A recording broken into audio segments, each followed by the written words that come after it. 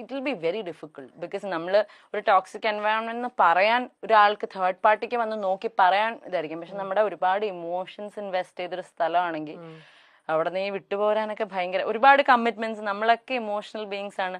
നമ്മുടെ പല കാര്യങ്ങളിലും വൾണറബിൾ ആയിട്ടായിരിക്കും പല സാഹചര്യങ്ങളിലും നമ്മൾ നിന്നുകൊണ്ടിരിക്കുന്നത്. പല സൊസൈറ്റീനെ ചിന്തിച്ചിട്ട് എന്റെ ഒരു ആത്മാർത്ഥത, എന്റെ ഒരു എന്നാലും എന്റെ ഒരു ബെസ്റ്റ് അല്ലേ ഞാൻ കൊടുത്ത്, ഇങ്ങനത്തെയൊക്കെ പല കാര്യങ്ങൾ വിചാരിച്ചിട്ടായിരിക്കും വർക്കിലാണെങ്കിലും കേട്ടോ. ഇപ്പൊ ഒരു ജോലിക്ക് പോവാണെങ്കിൽ അവിടെ ഞാൻ എന്റെ ഏറ്റവും ആഗ്രഹിച്ച ജോലിയാണെങ്കിലും അത് എന്നെ ഭയങ്കരമായിട്ട് തളർത്തുകയാണെങ്കിൽ we have to be strong enough to get out of it. Toxic environment നമുക്കൊന്നും ചെയ്യാൻ പറ്റില്ല, നമുക്ക് അവിടെ നിന്ന് വിടാനേ പറ്റുള്ളൂ. സോഷ്യൽ മീഡിയയെ ബോധിപ്പിച്ച് മാത്രമേ ജീവിക്കാവൂ എന്ന അലിഖിത പോളിസി സമൂഹത്തിൽ നിലനിൽക്കുന്ന പോലെ തോന്നുന്നുണ്ട്. അത് നന്നായിട്ട് തോന്നുന്നുണ്ട്. ഞാൻ എപ്പോഴും എൻ്റെ ചേച്ചിയായിട്ട് ഞങ്ങൾ ഉണ്ടാവുന്ന ഒരു കോൺവെർസേഷനാണ്. അതായത് ചേച്ചിയുടെ ഓൺലൈൻ ഇതിനകത്തൂടെ വന്നിട്ട് എപ്പോഴും എന്ത് വന്നാലും ഹാപ്പി ആയിട്ടുള്ള പോസ്റ്റേ ഇടുള്ളൂ. പക്ഷെ I always teller, if you are എന്തെങ്കിലും ഒരു റോങ് റൂമറോ എന്തെങ്കിലും വരികയാണെങ്കിൽ അത് അഡ്രസ്സ് ചെയ്യണം. എന്നിട്ട് ഇപ്പൊ സത്യം പറയാണ് വളരെ ജെനുവൻ ആയിട്ട്. ഇപ്പൊ ഞാൻ റീസെന്റ് വേറെ ഇടത്തിൽ ഞാനത് പറഞ്ഞായിരുന്നു. ശരിക്കും പറഞ്ഞാൽ നമ്മൾ നോക്കുമ്പോൾ ഇപ്പൊ നമ്മളിപ്പോ ഭയങ്കര നല്ല കാര്യങ്ങൾ ചെയ്യുന്ന ഒരാളാണ്, ഈ ഒരു ഇമേജ് മാത്രം പുറത്ത് കാണിച്ചാൽ ആൾക്കാർക്ക് നമ്മളെ ഇഷ്ടപ്പെടും. പക്ഷെ നമ്മൾ വളരെ ജെന്യുവൻ ആയിട്ട് നമ്മുടെ നമ്മൾ പാളിയ ഡെസിഷൻസ് ആണെങ്കിലും നമ്മുടെ എന്തെങ്കിലും നിലപാടുകളാണെങ്കിലും വന്ന് പച്ചയ്ക്ക് പറയുന്ന ആൾക്കാർക്ക് ഭയങ്കര വിമർശനമായിരിക്കും.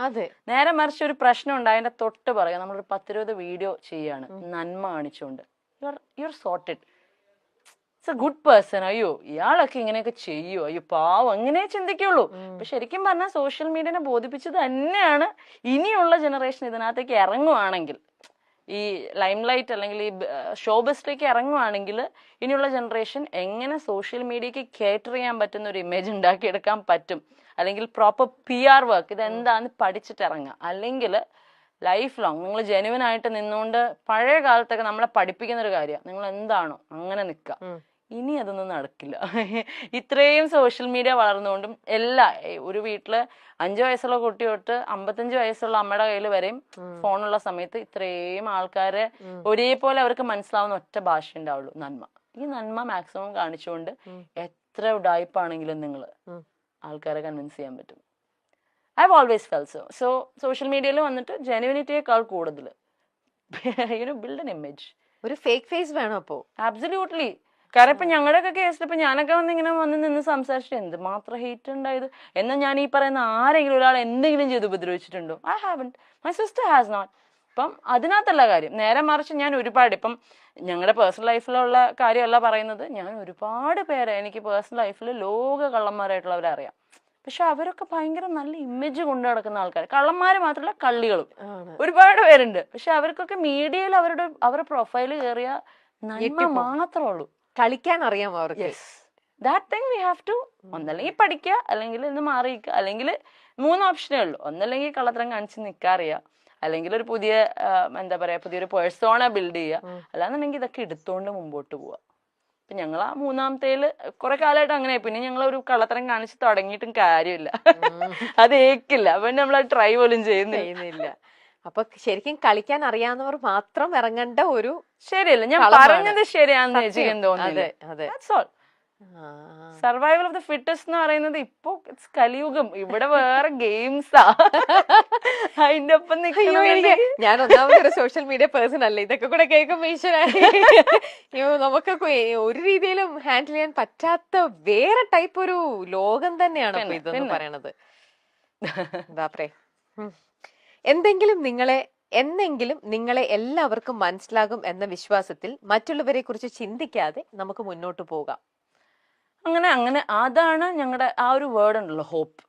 കാരണം നമ്മുടെ ഉള്ളില് എപ്പോഴും പറയും, സത്യം എന്തൊക്കെ വെച്ച് അടച്ചു വെച്ചാലും അത് പുറത്തു വരും. അതുപോലെ ഒരു ഡയമണ്ട് എത്ര അഴുക്കിനടിയിൽ ഇട്ടാലും നമ്മൾ തുടച്ചെടുത്ത് കഴിഞ്ഞാൽ ഇറ്റ് വിൽ സ്റ്റിൽ ഷൈൻ. അപ്പം ഞങ്ങളുടെ വീട്ടിൽ എൻ്റെ അച്ഛനമ്മയൊക്കെ ഒരുപാട് വിഷമിച്ചിരിക്കുമ്പോൾ അവർ പറയുന്നത്, നമുക്കൊരു ദിവസം വരും, ആ ദിവസത്തിന് വേണ്ടി വെയിറ്റ്. അത് പറയുമ്പോൾ എനിക്ക് ഇമോഷനാവും. Wait for that day and will wait. അത് ഇത്രയും ഡീപ്പായിട്ട് കുറെ കാര്യങ്ങൾ പറഞ്ഞപ്പോഴത്തേക്ക് അത് കഴിയുന്നു പോയതാ.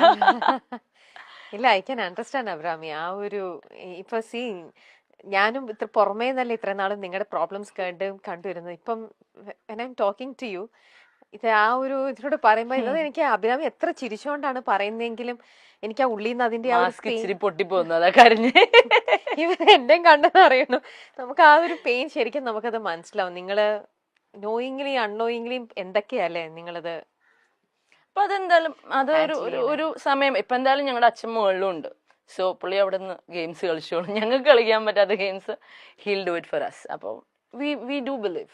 അതായത് ഇത് മാത്രമല്ല, ഈ പറയുന്ന ചേച്ചിയുടെ പ്രീവിയസ് മാരേജിന്റെ കാര്യം മാത്രമല്ല, ഓൾ ടുഗെദർ നമ്മൾ അങ്ങനെ ഒന്നും ചെയ്യാത്ത വളരെ ജെന്യുവൻ ആയിട്ട് നിന്നിട്ടുള്ള ആൾക്കാരാണെന്ന് ഒരു പോയിന്റിൽ പ്രൂവ് ആവും. Will wait for that. We have to. കാരണം പാപ്പു എന്ന് പറയുന്ന ഒരാളുടെ മുമ്പിൽ ഞങ്ങൾക്ക് അത് കാണിച്ചു കൊടുക്കാനുണ്ട്. പിന്നെ ആ കുഞ്ഞിന്റെ ഒരു പ്രയാസം ദൈവം ഞങ്ങളുടെയൊക്കെ പിന്നെയും പോട്ടെ, കുഴപ്പമില്ല. പക്ഷെ ഈ പറയുന്ന ഒരു എനർജിയൊക്കെ മുകളിലുണ്ടെങ്കിൽ ആ കുഞ്ഞിന്റെ ഒരു സാധനം കാണാതിരിക്കില്ല. അപ്പം that day will come for sure.